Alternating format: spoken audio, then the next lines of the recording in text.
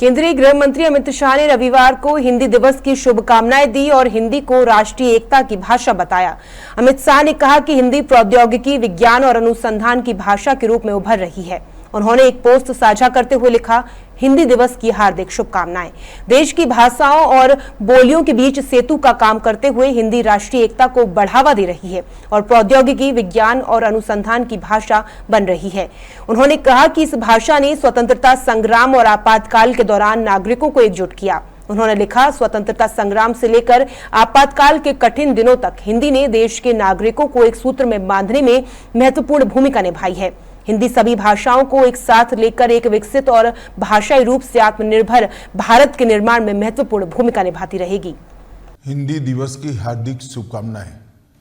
अपना भारत मूलतः भाषा प्रधान देश है। हमारी भाषाएं सदियों से संस्कृति, इतिहास, परंपराओं, ज्ञान, विज्ञान, दर्शन और अध्यात्म को पीढ़ी दर पीढ़ी आगे बढ़ाने की सशक्त माध्यम रही है। हिमालय की ऊंचाइयों से लेकर दक्षिण के विशाल समुद्र तटों तक, मरुभूमि से लेकर बीहड़ जंगलों और गांव की चौपालों तक, भाषाओं ने हर परिस्थिति में मनुष्य को संवाद और अभिव्यक्ति के माध्यम से संगठित रहना और एकजुट होकर आगे बढ़ने के लिए मार्ग दिखाया है। मिलकर चलो, मिलकर सोचो, मिलकर बोलो, यही हमारी भाषाई सांस्कृतिक चेतना का मूल मंत्र रहा है।